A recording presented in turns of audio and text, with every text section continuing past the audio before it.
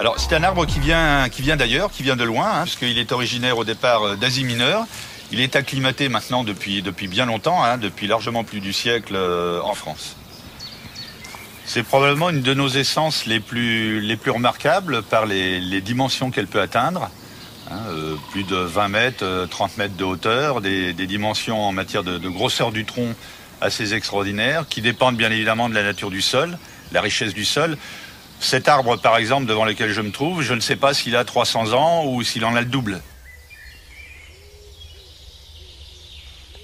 C'est un arbre qui souvent a des branches extrêmement trapues, extrêmement larges et importantes à la base et qui se finissent ensuite d'une manière étroite. Ça permet de le différencier au niveau de la silhouette relativement facilement d'autres arbres un peu similaires comme le chêne.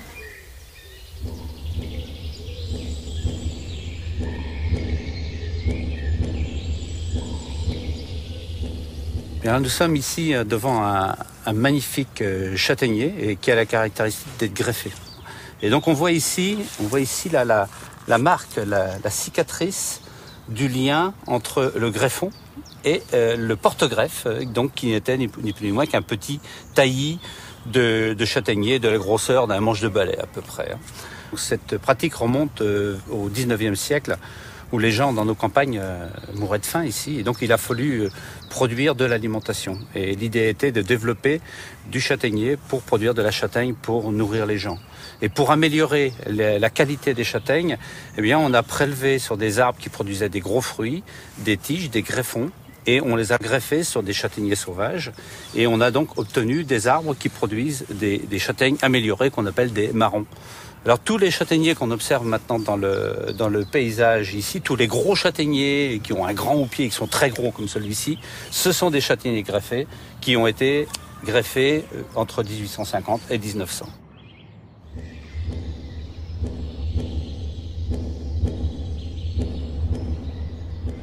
Ce qui est assez extraordinaire chez le châtaignier, c'est je suis devant un vieux châtaignier mort, totalement mort. Il a son écorce qui est soulevée, qui est décollée. Donc il n'y a plus de circulation de sève. C'est un arbre qui va peut-être mettre 50 ans ou 100 ans à pourrir et à tomber. Il va rester debout encore très longtemps. Mais juste à ma droite, il y a un rejet extrêmement vigoureux, un jeune rejet de châtaignier qui est là pour prendre la relève, qui va prendre son indépendance au fur et à mesure que le vieil arbre va disparaître. Et donc il y a une capacité de régénération naturelle, une vitalité chez le châtaignier qui est véritablement, non pas unique, mais qui est assez remarquable quand même dans nos arbres forestiers en Europe.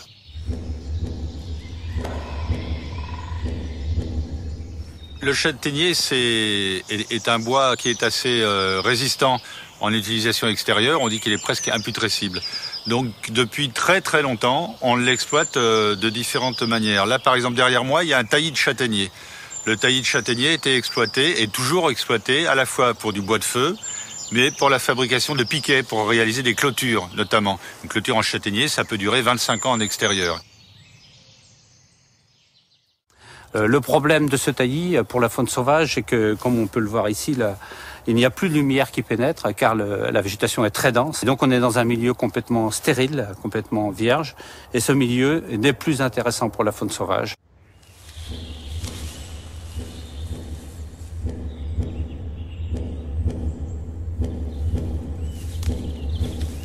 Nous sommes ici dans un taillis de châtaignier d'une éclaircie de 2 ans. Et cette lumière a fait ressurgir la vie. Et plus particulièrement, on voit tout autour de moi de la ronce, du chèvrefeuille.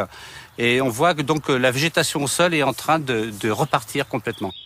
C'est également très intéressant pour le lapin de Garenne qui apprécie particulièrement les branchages qui ont été laissés sur le terrain, qui vont lui servir de zone de gîte. Et ces mêmes branchages vont par la suite fournir aussi de l'humus à cette plantation. Et cet humus va contribuer à développer la vie microbienne du sol et à fournir de l'alimentation à toutes les espèces qui en dépendent. Alors c'est un milieu qui devient aussi très intéressant pour le chevreuil, parce que le chevreuil aime bien se se reposer dans une végétation arbustive tout en bénéficiant du soleil. Et donc ce système de gestion va permettre également à certaines espèces de produire des fruits et d'augmenter le potentiel alimentaire pour les oiseaux.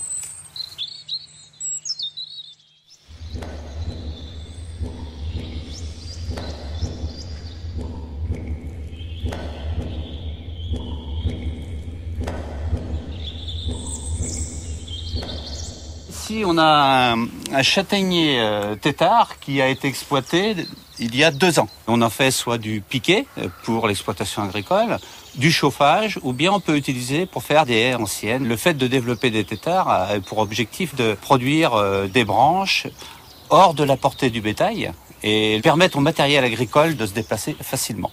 Alors on a ici notamment un châtaignier tétard qui est mort. Ces châtaigniers présentent des caries. Ces caries génèrent des terreaux. Alors on a par exemple ici des terreaux donc de ces châtaigniers.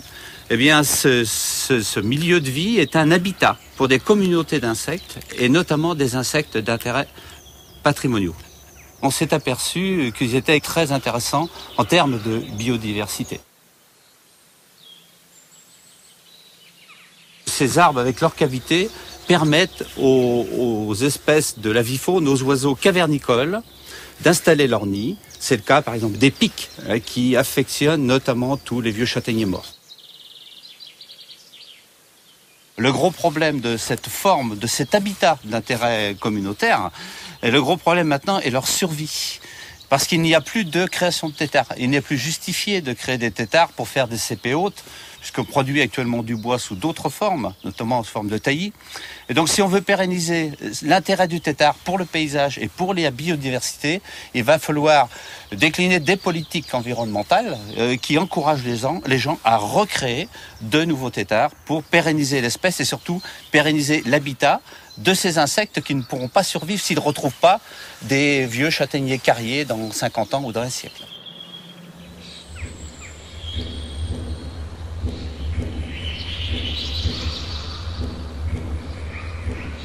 Un vieil arbre tordu, bas branchu, avec des cavités, avec une partie vivante, une partie morte. Biologiquement parlant, c'est extraordinaire par l'accueil de la faune que cela permet.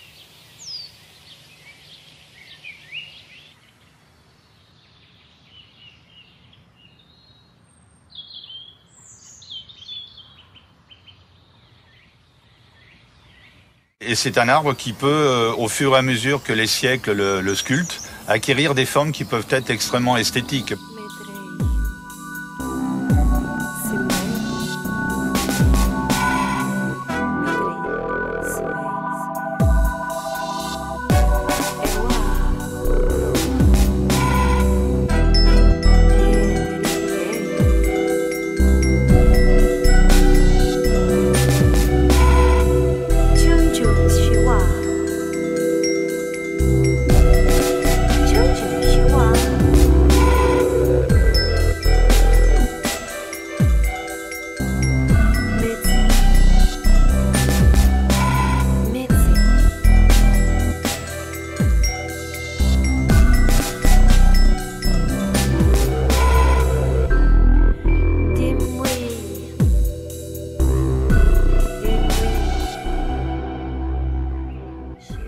On voit partout dans nos campagnes des châtaigniers, de vieux châtaigniers isolés, qui servaient aussi quelquefois de limite parcellaire, c'était des bornes vivantes.